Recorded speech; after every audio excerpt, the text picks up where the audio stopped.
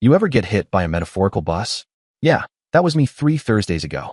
Lainey came home from work, dropped her keys in the bowl like usual, and gave me that "we need to talk" look. You know the one. The kind that doesn't end with "let's order sushi," but with "you should sit down, because I'm about to emotionally roundhouse kick you." So I sat. Like an idiot. Hopeful idiot. She didn't waste time. "I've been thinking," she started, which is basically the romantic equivalent of a smoke alarm going off. Oh cool, I thought. This'll end well. I just don't think this relationship is going to work out. There it is. The emotional guillotine. Schwing. I mean, Adrian, you're great, but I have bigger ambitions. Higher goals. And when I think about our future together. She paused, trying to make it sound soft, like she was laying me off with a severance package. It just doesn't look right. Not long term. Oh, so now I'm a bad investment. Should have checked the stocks on Adrian Futures before she bailed. She kept going. I don't want to hurt you. That's not what this is about. I still care about you a lot. I just feel like I'm outgrowing this. This, said with a casual shrug, like this was a pair of jeans that didn't fit anymore. But, she added quickly, eyes bright with the kind of optimism only someone who isn't getting dumped can manage. I'm willing to be civil. I still want to be friends. I think we're mature enough to make that work. Oh yeah, so generous. Break up with me. Tell me I'm a career anchor, and offer me the consolation prize of awkward coffee hangouts while she dates someone who owns cufflinks. I mean, we get along so well, she added. Why throw that away? I blinked. So, let me get this straight. You think our romantic future's a flaming garbage fire, but I'd make a solid backup singer in the friend zone choir. She hesitated. Smiled, kind of. That's not how I'd put it. Of course not. But I would. She gave me that patronizing smile that screams, I've rehearsed this in the mirror 8 times while brushing my teeth. Yeah, she said gently, like she was explaining death to a toddler. You know, we get along so well. We have the same friend group, similar interests. We'd make amazing friends. I tilted my head. Just not amazing partners, right? She looked uncomfortable. Good. It's not like that, Adrian. I need to find myself. Explore who I am outside of us. Right. Because finding yourself absolutely requires torpedoing our relationship like it's the Titanic and you're aiming for an iceberg. I don't want to lose you completely, she added, sweetly. Of course not. I'm apparently now eligible for the prestigious position of emotional support ex-boyfriend. So you want to break up? I said. But keep me around. She squirmed. When you say it like that, it sounds bad. That's because it is bad, Lainey. Then comes the kicker. She'd already packed a bag. Sitting there by the door, like we were filming an episode of Escape Room, Relationship Edition. Her friend Naomi was picking her up in, oh, look at that, 45 minutes. Like this was all just a casual Airbnb booking. You've already got an exit strategy, I said, staring at the bag like it had personally betrayed me. I knew you'd be upset, she said carefully, like I was some unstable squirrel she didn't want to spook. Naomi said I could crash with her while we figure out the living situation. The living situation? Well, yeah, she shrugged. We'll need to sort out the apartment, but there's no rush. We're adults. We're friends. We can make this work. Right, adults, friends, sure, I said, blinking through the absolute absurdity of it all. Should we go to IKEA together later? Pick out a friendship couch. She ignored that, because apparently I wasn't taking this seriously enough. Then she said it. The cherry on this emotionally manipulative Sunday. I just don't feel like our relationship is going to work out. I mean, I have higher ambitions than you, and I don't mean that to be rude. Oh no, of course not. Telling someone they're the motivational equivalent of a half-charged Roomba is never rude when it's followed by, but I still want to be friends. She kept going. I just don't see a future with us. I don't want to hurt you, Adrian. I'm trying to be civil. We can still be part of each other's lives. I sat there, blinking like my soul had blue screened. Okay, I said, nodding, standing up like I was accepting a weird award. Yeah, Lainey, let's be friends. You're right. We should totally be able to make this work as adults. After all, nothing screams emotional maturity like one person pre-packing a bag and orchestrating a getaway car. She actually smiled, relieved, like I'd just agreed to her perfect post-breakup utopia, where she gets to dump me, but still keep all the boyfriend perks without the actual boyfriend. Oh, thank God, she said, hand to chest. I was so worried you'd hate me or make this difficult. See, this is why we're perfect as friends. Yeah, Lainey, friends. Like Bert and Ernie. Except Ernie just got blindsided, and Bert's moving in with Naomi. She left that night. Naomi rolled up like the Uber of emotional evacuations, gave me this pitying look, like I was some kicked puppy left on the curb. I just waved. Very regal. Like the queen of Dumpedville. The next morning, I did exactly what Lainey asked. I treated her like a friend. That's when I learned Lainey and I had very different definitions of friendship. Hers apparently meant I'd be her emotional butler. 8 a.m. First text. Lainey. Hey, hope you slept okay. Any chance you could give me a ride to work? Naomi's car is acting up and I can't get a cab. Me. Nah, can't today. Got plans with the guys. Call of Duty tournament. We're dropping into Verdansk at 10:30 sharp. Lainey. Wait, seriously? You can't spare 20 minutes to help me out? Me. Call an Uber. They will stay with you as long as you pay them. I am preparing breakfast for me. She didn't like that. How do I know? Because 60 seconds later, she called me. Like full-on phone call. Ringing and everything. Bold move for someone who just downgraded me to pal status. I stared at the screen. Declined. She called again. Ignored it. Again. Sorry, Lainey. Can't pick up? I'm too busy saving fictional countries with my virtual squad while you figure out how to navigate post-breakup logistics like the independent woman you suddenly remembered you wanted to be. Because here's the thing. We're just friends now, right? And friends don't owe each other Uber service at dawn. Especially not the kind of friend who recently nuked your future like it was a bad movie script and decided you're better off playing side character in their personal spin-off. Nope. I'm being friendly. Respectful. Civil. Exactly what she asked for. Then came Saturday. I knew it was coming. Like clockwork. Because Lainey? She's got two great loves. Brunch. And pretending the breakup didn't come with boundaries. I could already see the setup. Invite me along. Play it casual. Then toss the check my way like it's some kind of breakup severance. Lainey, hey. Naomi and I are going to that new brunch place. Want to come? Oh look, there it is. Me. Appreciate the invite, but I'm good. Got plans. Lainey, come on. We always do Saturday brunch. Yeah, when we were dating. Back when I was signing up for overpriced eggs and emotional labor. Me. Yeah, that was back when I was your boyfriend and paying for your bottomless mimosas was part of the benefits package. These days, I've got a ball game. Lainey, what ball game? Me. I booked a spot at the batting cages. Baseball with the guys. You know, classic just friends behavior. Very emotionally distant. Very grown up. 2 hours later, she couldn't help herself. Lainey, this is weird. Why are you being like this? Me, like what? Lainey, distant. Cold. Me, I'm responding to you.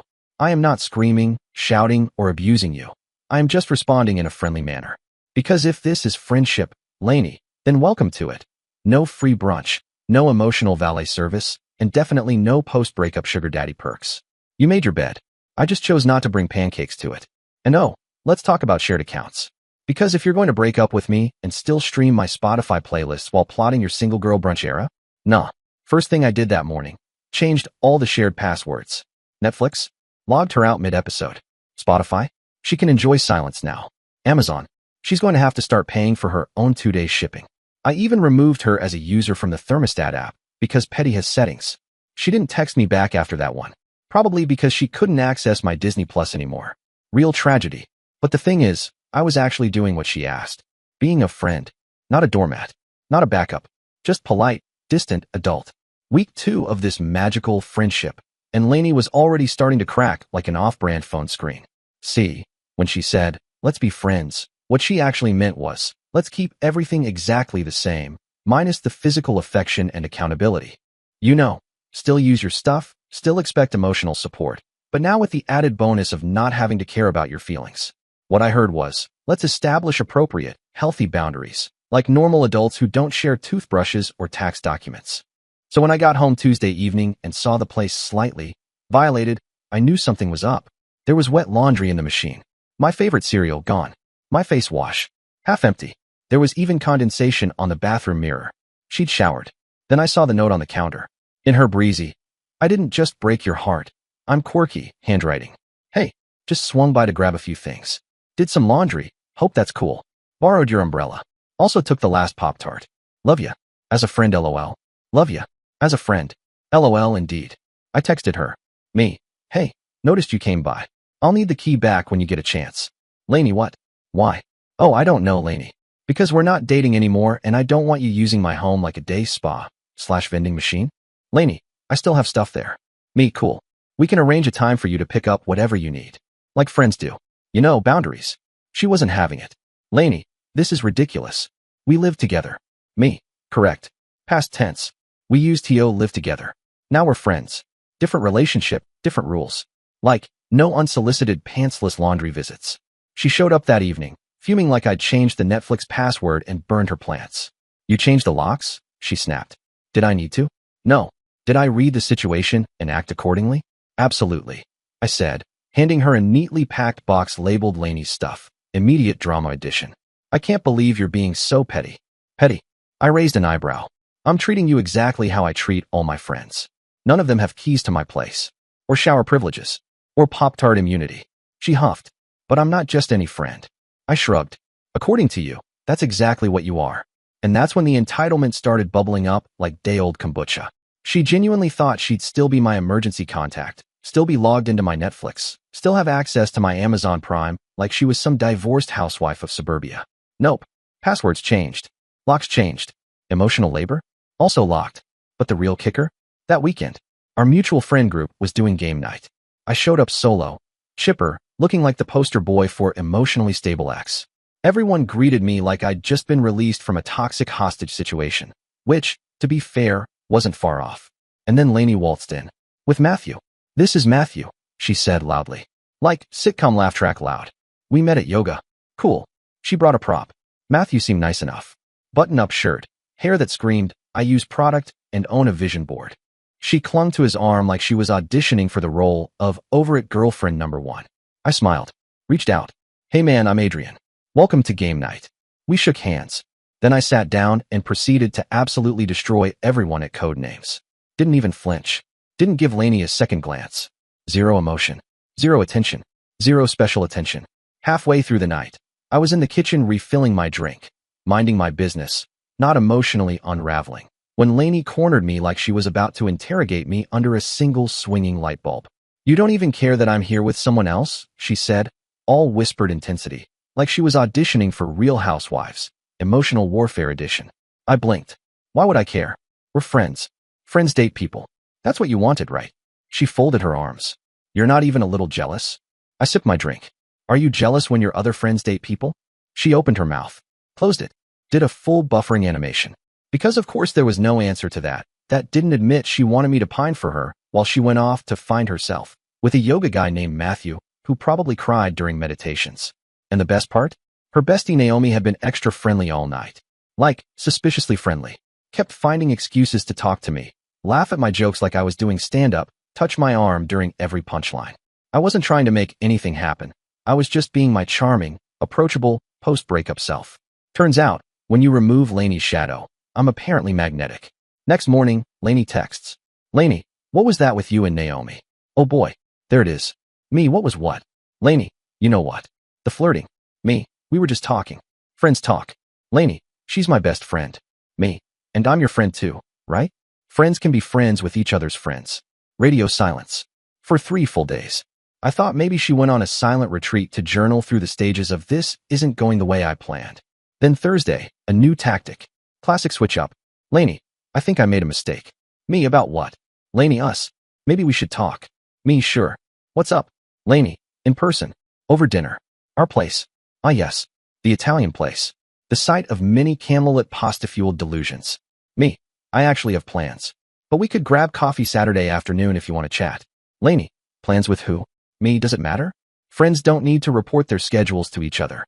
Lainey, is it Naomi? Me, coffee Saturday or no? Lainey, this isn't how friends act. Me, this is exactly how friends act. You're thinking of how boyfriends act. Common mistake. 3 weeks in and Lainey's finding herself journey was unraveling faster than a cheap sweater caught on a nail. Turns out, self-discovery is a lot less glamorous when the guy you met at yoga ghosts you after 2 dates. Yep, Matthew. Mister, let's align our chakras and pretend this isn't weird. Realized he wasn't interested in being someone's rebound, spiritual or otherwise. The man did one warrior pose and pieced out like I owed him money. Meanwhile, I was thriving. Living my best single life with the confidence of a man who just dodged a very expensive, emotionally confusing bullet. Boundaries. Set. Passwords. Changed. Pop-Tarts. Protected. And then, Naomi made her move. It was a Thursday night. I was mid-binge watching a true crime doc, because nothing sets the mood for inner peace like murder, when my phone buzzed. Let me be clear for the record, I didn't pursue Naomi. I wasn't planning some long-con revenge romance. But she was fun, attractive, and, most importantly, normal. No games, no metaphysical soul quests. No, let's transition into heartbreak with jazz hands. She texted me out of the blue. Hey, random, but I have an extra ticket to that comedy show Saturday. Interested? I replied, sure. Sounds fun. A few minutes later, another text came in. Great. Fair warning though, Lainey's being weird about us hanging out. Just wanted you to know. Noted. Still interested if you are. Definitely. Pick me up at 7. Come Saturday, I actually got dressed up. Like, real effort. Collared shirt, jacket, shoes that weren't just emotionally scuffed sneakers. I'd forgotten what it was like to prepare for a date that didn't involve low expectations and emotional landmines. I was just locking the door when my phone started blowing up like I'd triggered the Laney security system. Are you serious right now? Oh boy. About what? I texted back, like I didn't already hear the emergency sirens in the background of my brain. Naomi told me you're taking her out. She invited me to a comedy show. You can't date my best friend. Why not? We're both single. Because it's girl code. She can't date my ex. Well, I'm not bound by any such code. Besides, I hope you will not mind me dating her. Friends don't have dibs on who their friends can date. This isn't Monopoly. She called during my date 22 times. In under an hour. I didn't answer once. Just pressed that sweet little decline button like I was playing a symphony and slid my phone into do not disturb like a gentleman. And you know what? The date with Naomi was fantastic. Genuinely. She was actually hilarious, something I'd never noticed when she was just Lainey's emotional support background character. Turns out when she's not orbiting the planet drama, Naomi's got jokes, insight, and a wicked sense of humor. We talked about everything. Except Lainey. Well, everything was going great until the end. Naomi and I had just wrapped up an awesome evening. Nothing scandalous, just good conversation, a lot of laughing, and a sweet goodnight kiss like two adults who actually respect each other. Wild concept, I know. On the way back, I figured it was time to give her a heads up. Naomi, I said, just so you know, Lainey's losing her mind. She called me earlier crying, claiming I betrayed her. Naomi looked at me, deadpan. How do you feel about that? Honestly, like I just got accused of war crimes for attending a comedy show. She rolled her eyes. You didn't betray anyone. She's been a pretty crappy friend lately. Everything's about her journey and her growth. She literally told me last week that keeping you as a friend was her safety net in case she didn't find someone better. She said that, word for word. And that, ladies and gentlemen, was the moment I realized two things. I deserved a hell of a lot better. Naomi might just be the one to deliver it. And then we kissed goodnight. No fireworks. No dramatic music. Just a really sweet, genuinely good first date kiss. I didn't post anything online, didn't tag us in some cryptic quote, didn't even tell our usual group chat. But somehow, like a bat signal for drama, Lainey knew. Sunday morning, 6 a.m. There's pounding on my apartment door like I'd stolen her identity and bought a jet ski. From the hallway. Open up. I know you're in there. Through the door, I muttered. It's 6 a.m., Lainey. I don't care. We need to talk. Now. About what? You kissed her. My best friend. And because I enjoy suffering before breakfast, I opened the door. She looked rough. Like slept in her car during a hurricane rough. Hair unwashed. Eyes red. Still wearing the same outfit from Friday. Either she hadn't slept, or she'd gone feral. You're doing this to hurt me, she snapped. I blinked. I'm living my life. You're the one who decided we shouldn't be together. I said friends. Not that you could date my friends. You said it will not work between us. I reminded her. So, go move on, and let me move on with Naomi. She's single. I'm single. We like each other. That's how dating works. Welcome to Earth. Then she tried to push past me into the apartment. Nope. I blocked her like a bouncer at an exclusive nightclub called Boundaries. You don't live here anymore, I said flatly. I have things inside. Then schedule a time to get them, like we discussed. You're being cruel. I'm maintaining boundaries. There's a difference. That's when her final form emerged, entitled X Mode. She launched a full campaign, calling mutual friends, spinning the Adrian is revenge dating my bestie narrative like a sad political ad. According to her, I was manipulating the situation to emotionally destroy her while probably twirling my mustache like a Bond villain. Some friends bought it. Most didn't. One day, Ezekiel called me out of the blue. Bro, he said, Lainey's out here saying you're only dating Naomi to get back at her. I sighed, then asked, did she also mention she dumped me to go find herself, but wanted to keep me on the shelf like emotional Tupperware, just in case? Pause. She left that part out. Funny how that works. But just when I thought we'd reached the end of the Lainey saga, she dug deep, found a new gear labeled Unhinged, and went full telenovela. She tried to sabotage my job. No, really. She called my office, claimed to be my emergency contact, said I was having a mental health crisis and needed time off, because clearly nothing screams emotional stability like calling your ex's workplace and pretending they've had a nervous breakdown. My boss called me in, all concerned, voice lowered like he was breaking news of a terminal illness. Your girlfriend called, he said. I blinked. Ex-girlfriend. And I'm fine. He leaned in. She seemed very convinced you needed help. Said you weren't coping. She's not wrong, I said. She's not coping. I'm thriving. I just had pancakes with someone emotionally functional. I see. Sorry she bothered you. I'll handle it. And I did. I documented the whole thing with HR, created a neat little paper trail, just in case she tried to escalate from emotional sabotage to full-blown arson. A month after that cursed, let's be friends talk, Lainey's carefully constructed post-breakup fantasy had collapsed harder than her yoga boy situationship. Meanwhile, Naomi and I were officially dating. Nothing heavy, just actual fun, healthy, drama-free time with another adult. Revolutionary, I know. Lainey? Spiraling like a toddler in a Walmart aisle. She tried everything.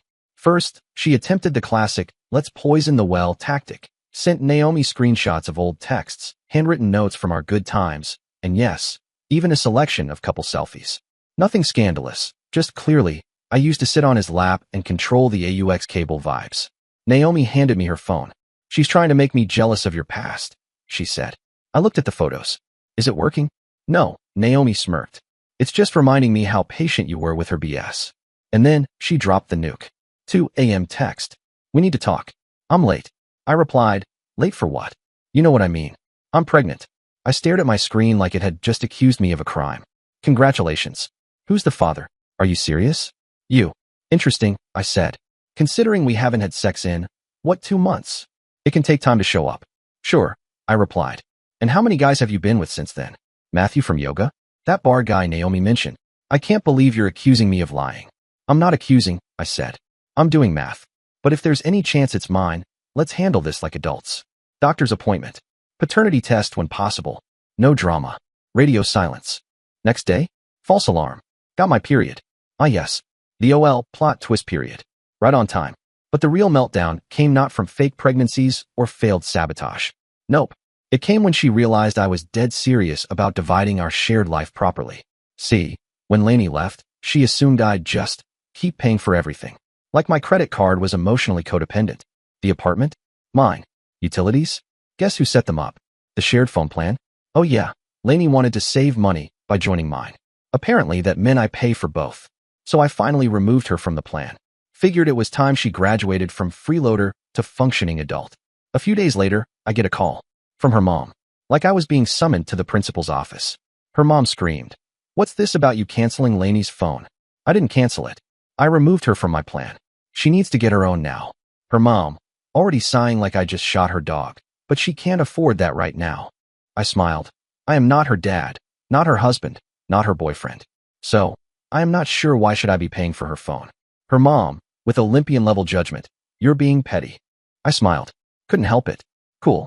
Go ahead. Sue me for being logical. She tried one last Hail Mary. She made a mistake. She realizes that now. I nodded, still smiling. Good. Great. Congratulations. She's learning. Growth is beautiful. But oh, the peak entitlement was yet to come. Lainey found out Naomi and I were planning a weekend trip. Just a short escape to that beach town a few hours away. The same beach town Lainey and I had gone to for our anniversary last year. You'd have thought I proposed to Naomi using Lainey's grandmother's ring the way she reacted. She sent me a novel-length text. Not a paragraph. A saga. A full dissertation on emotional betrayal. Apparently, I was rewriting our memories and disrespecting what we had. She ended it with, how dare you take my best friend to our special place? So, naturally, I replied, it's a public beach. You don't own it. She said, you know what you're doing. Yeah, taking my girlfriend on a nice weekend trip. Her reply, she's not your girlfriend. She's my friend. I responded, was, past tense. She dropped you after you tried to guilt trip her for being happy. Boom. And that's when Lainey made her biggest mistake. She actually showed up at Naomi's work. Full-on stormed in like a telenovela villain, demanding to speak to her privately.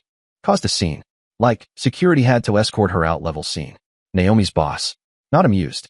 Imagine explaining to your employer why your ex-boyfriend's ex-girlfriend is shrieking about soulmates in the lobby. Naomi called me afterward, totally shaken. She's lost it. Completely lost it, she said. She screamed that you stole her life. I rubbed my temples. Want to file a restraining order? Naomi sighed. I have to. This is insane. The restraining order was the wake-up call Lainey needed. Well, that and getting fired. Turns out most employers don't love it when you miss half your shifts to conduct full-time reconnaissance on your ex and his new girlfriend. Crazy, right? She had more meltdowns than shifts worked and eventually HR decided they weren't licensed therapists. Poof, job gone. Apparently, finding yourself is difficult when you're also lurking in the bushes outside Naomi's Pilates class like a rejected rom-com extra. Who knew? Last I heard, via mutual friends, who are clearly braver than I am, she moved back in with her parents. Back to the nest. Therapy was court-mandated after the workplace incident. You know, the one where she screamed at a customer for wearing the same perfume as Naomi and then started crying into a sample tray. She's blocked on everything. Naomi blocked her. I blocked her. The Wi-Fi at my apartment might be blocking her too at this point, just in solidarity. Oh, and Matthew from yoga? The one she ghosted for 2 months while finding herself. Yeah, he's dating someone else now. Posts about it daily. Scenic hikes. Smoothies. That weird hand-heart pose couples do when they're too boring for captions. Lainey, though, working part-time at a bookstore. Which sounds wholesome until you realize she's using it as a cover to passive-aggressively recommend breakup memoirs to unsuspecting customers. You'd love this one. It's about narcissists. They're everywhere. But the entitlement? That didn't quite break. She managed one final act before being completely shut out of our lives. An email. A long one. Like, scroll 3 times to reach the bottom long. It read, I hope you're happy. You got everything you wanted. You turned my best friend against me, made me look crazy, ruined my life, all because you couldn't handle being just friends. Sure, that's definitely what happened. I tried to let you down easy to keep you in my life because I cared about you. Oh, thank you, gracious queen of condescension. Your benevolence was overwhelming. But you had to be vindictive. You had to win. Well, congratulations. You won. You and Naomi deserve each other. Yes, because clearly this was a chess match and I spent months plotting how to move on like a normal person. I didn't respond. What would have been the point? In her mind, she's still the tragic lead in some elaborate revenge story, where I'm the cold villain who orchestrated her downfall for sport. But here's the truth. I never planned any of this. When she said, let's be friends, I took her at her word. Seriously, I treated her like I treat my actual friends, with boundaries, respect, and, most importantly, appropriate emotional distance. And that's what broke her. Because what she really wanted wasn't friendship. She wanted me to pine, to wait, to hover politely in emotional purgatory while she found herself with every man who wore linen pants and quoted Rumi. She wanted the security of knowing I'd be right there, a safety net, a backup plan, a human emotional snuggie. And when I didn't play that role, when I just treated her like a friend and lived my life, her whole plan collapsed. Naomi and I are still together. It's been peaceful, drama-free, honest, adult. You know, the kind of relationship that doesn't require a bottle of wine, 3 apologies, and a group chat intervention every week. We joke sometimes about the completely unhinged way we ended up together, how she was Lainey's best friend, and I was the ex who apparently forgot I was supposed to stay on emotional standby. But mostly, we just enjoy each other. No theatrics, no passive-aggressive texts, no pop-ins at my apartment just to talk. Turns out dating someone who knows what they want is actually kind of refreshing. Revolutionary concept, I know. My advice. When someone says they want to be just friends after a serious relationship, believe them. Then actually treat them like a friend. Nothing more, nothing less. You know, like you would with Dave from accounting. Set boundaries. Move on. Live your life. Don't camp out on the front lawn of their emotional availability, waiting for an invite back in. Because here's the thing. Real friends want you to be happy. They don't expect you to sit in romantic purgatory while they figure things out. They don't feel entitled to boyfriend privileges while slapping a just friends label on it like it's a tax write-off. But that's exactly what Lainey wanted. She wanted all the cozy perks of a relationship, the attention, the validation, the emotional 24/7 hotline, without any of the boring stuff like, you know, commitment. She wanted me as her backup plan, her safety net, her spiritual Uber driver whenever she got lost in her own mess. And when I didn't play that role, when I actually treated her like a friend, the way she claimed she wanted, well, let's just say her whole elaborate scheme unraveled faster than a cheap sweater in a washing machine. The best part? I didn't do anything vindictive. Didn't stalk Naomi with binoculars from a bush. Didn't subtweet Lainey with cryptic Drake lyrics. Didn't rally the friend group into some petty loyalty Olympics. I just lived my life. Like a boring adult. I set healthy boundaries. I pursued someone who, and I cannot stress this enough, actually wanted to be with me. Wild, right? Lainey's entire downfall. That was all her. She ended our relationship. She tried to keep me in her orbit like a sad moon circling planet confusion. She spiraled when I didn't stay tethered. She harassed Naomi, nuked her job, and turned every interaction into an audition for a Lifetime movie. And me? All I did was exactly what she asked. I treated her like a friend. That's it. That was apparently the most heartless thing I could have done. Not because I meant it to be cruel, but because it made her actually face the reality of her own choices. When you dump someone but expect them to still act like they're auditioning for The Notebook too, still crying. Actual friendship starts to feel like punishment. But it's not. It's just the thing she said she wanted. Dear listeners, please share your thoughts in the comments section below and don't forget to like, share, and subscribe.